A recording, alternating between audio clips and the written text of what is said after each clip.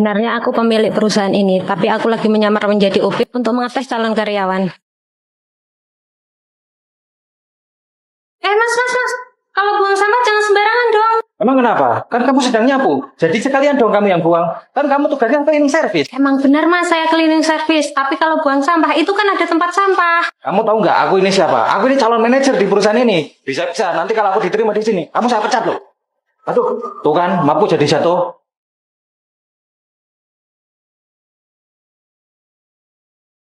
Kok ada orang macam itu melamar jadi karyawan saya?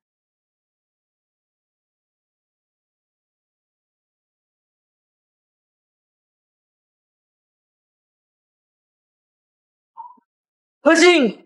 Gimana sih mbak? Kalau nyapu yang bener dong, jangan sampai ada debunya. Maaf mas, yang namanya nyapu pasti ada debunya dong mas. Dasar OB pinter ngeles. Kamu tahu nggak siapa aku? Emang siapa kamu mas?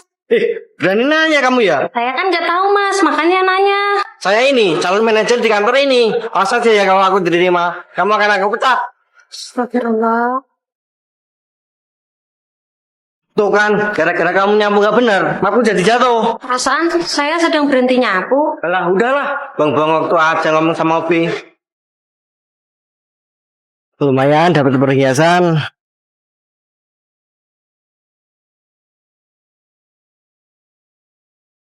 Permisi bu. Ya mbak, silahkan.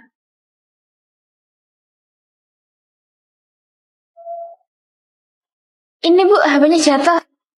Tapi aku nggak punya HP, mungkin HP kamu kali. Bukan bu, itu bukan HP saya kok, HP saya di kantor. Lagi pula, mereknya bukan Apple. Nah, terus milik siapa dong? Biar ibu bawa aja, mungkin nanti pemiliknya nyariin. Sudah bu, saya permisi dulu mau interview. Oh iya, semoga berhasil ya.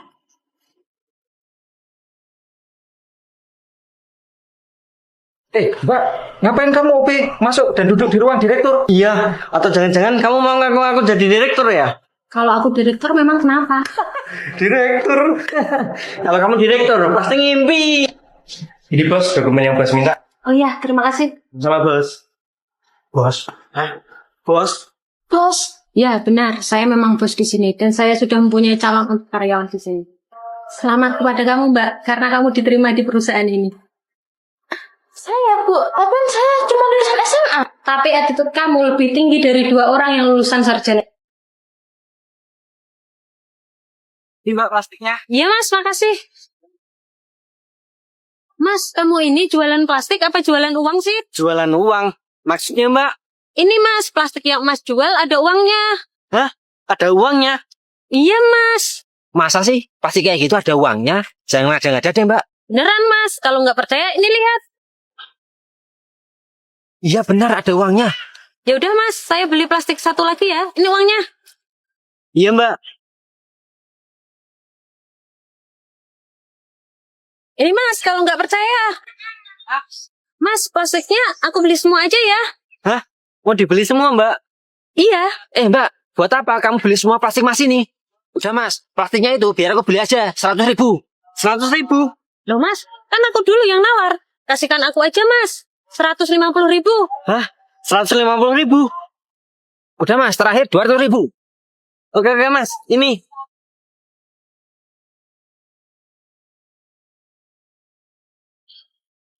Ini bos uangnya, saya kembalikan. Bagus juga ya acting kamu, Din. Jelas dong bos, Udin. Tapi bos, kok bos punya rencana seperti ini? Iya, Din, soalnya tadi itu. Coba pinjam tangannya mbak.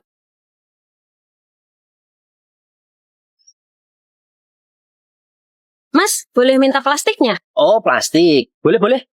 Ini mbak. Makasih. Mbak. Apa lagi, Mas? Mau kemana? Kok main kabur? Mau pulang lah, Mas. Enak aja main pulang. Bayar dulu. Loh, bukannya tadi saya udah bayar? Ini itu buat bayar cikinya. Plastiknya belum. Hah? Plastiknya juga disuruh bayar? Ya iyalah. Enak aja mau gratisan. Saya kan beli cikinya di kamu. Masa nggak dapat plastik? Beli ciki ya dapetnya ciki. Plastiknya itu dijual terpisah. Ya udah deh. Emang harganya berapa? Plastiknya itu 2.000. Mahal amat, cuma plastik begini doang. Cuma begini katamu. Asal mbak tahu ya, plastik itu banyak manfaatnya. Tapi Mas, ya jangan mahal-mahal dong. Itu gak mahal mbak. Itu udah standar dari sananya. Ya udah deh, nih. Nah gitu dong. Makasih ya. Kayaknya perlu dikasih pelajaran pedagang itu. Makanya aku kerjain aja pedagang itu. Sekarang pasti dia marah-marah sendiri karena plastik yang dia beli tidak ada isinya. Hah? Cacing? Cacing kurang kerjaan. Lagi enak-enak ngelamun, malah digigit. Aduh, kok kepalaku tiba-tiba jadi pusing ya? Loh, kok HP buah yang dipegang Mas itu ada tulisannya 1 juta? Apa mungkin itu harganya ya? Tapi kok cuma 1 juta? Palsu itu pasti. Loh, itu kan Ikhwan. Ngapain dia mau membakar jas? Mana jasnya ada tulisan harga 10 juta lagi? Nggak bisa dibiarin ini. Wan, stop Wan. Jangan kamu bakar jas mahal itu. Jas mahal katamu, Jul. Kamu ini ada-ada aja. Iya betul. Jas yang akan kamu bakar itu harganya 10 juta. Sia-sia kan kalau dibakar. 10 juta katamu. Dari mana kamu tahu? Aku beli jas ini itu cuma 1 juta. Tadi aku lihat ada tulisan harganya 10 juta. Ya udah deh, kalau gitu gimana kalau kamu beli aja 1 juta, biar aku balik modal. Ya udah Wan, nggak apa-apa. Sayang kan kalau jas mahal dibakar. Ya udah nih uangnya.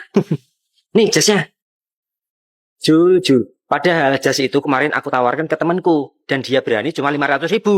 Malah kamu beli 1 juta. Nggak jadi rugi kan aku? Loh, itu kan jas yang aku cari-cari. Permisi Mbak, ini jas siapa ya? Jas saya Mbak. Tapi mohon maaf, itu sepertinya jas bosku yang hilang Mbak. Hah?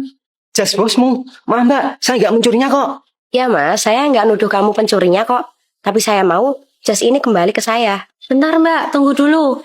Tapi emang benar, ini jas bosmu. Iya Mbak, betul. Itu jas milik bosku yang hilang. Dan bosku minta untuk segera ditemukan. Kalau begitu, Mbak pasti tahu kan berapa harga jas ini? Iya Mbak, saya tahu. Harganya itu 1 juta. Berarti Mbak bohong, harganya ini 10 juta. Bener Mbak, harganya itu 1 juta. Kalau nggak percaya, di dalam ada tulisannya kok. Iya benar, ada tulisannya 1 juta. Syukurin kamu Jul. Makanya jangan sok tahu dengan harga suatu barang. Untung aja tadi aku jual 1 juta ke kamu. Memang benar, jas itu 1 juta. Tapi aku akan menembusnya 10 juta. Ini uangnya. Kata kamu jas itu 1 juta. Kok kamu tebus 10 juta? Jasnya memang 1 juta Mas. Tapi ada jam tangan di dalam itu yang bernilai 9 juta. Hah? Jam tangan? Iya Mbak, benar. Ada jam tangannya. Ya Mbak, ini uangnya. Dan mana jas sama jamnya? Kalau begitu saya permisi dulu ya. Iya ya Mbak. Wah, aku gak nyangka Jul. Jadi nyesel aku jual jasnya ke kamu tadi. Jadi harga 10 juta itu dari jas dan jam tangannya. Mas tahu nggak Ustadz Ikhwan itu? So alim. Padahal nyuruh sedekah. Tapi lupa orang seperti aku.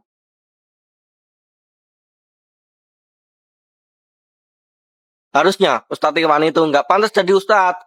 Yang pantas jadi Ustadz itu Mas. Itu karena Mas peduli sama orang seperti aku. Udah lapar nih.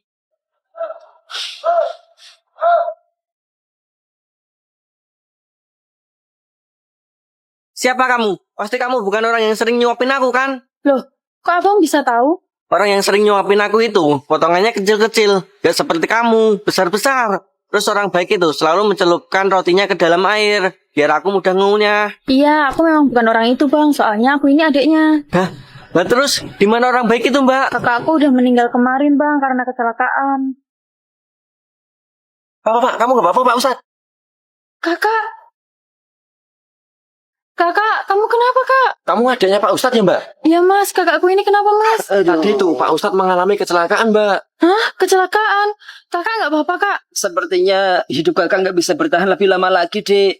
Nggak kak, kakak harus bertahan. Aku minta kamu gantikan aku ya untuk menyuapi orang yang buta itu. Kenapa kakak peduli sama dia? Padahal kan dia selalu memaki-maki kakak. Dia itu sendiri dan buta. Jadi tolong kamu terus berbuat baik ke dia ya. Dan semoga dia bisa berubah menjadi orang yang lebih baik. Pak Ustadz, bangun Pak Ustadz. Kakak! Apa? Meninggal? Duh, gimana ini? Mana aku belum sempat mengucapkan terima kasih ke dia lagi. Dan aku masih penasaran siapa dia.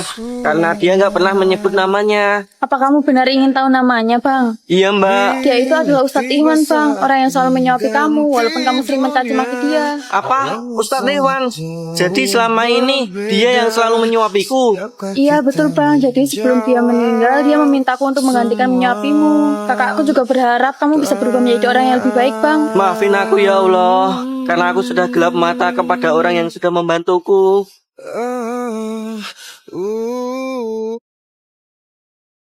Hah? Di dalam ciki ini ada potongan rumah?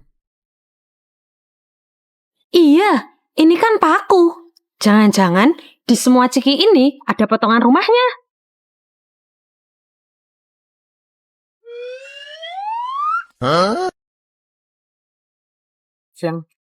Wah, ada lagi.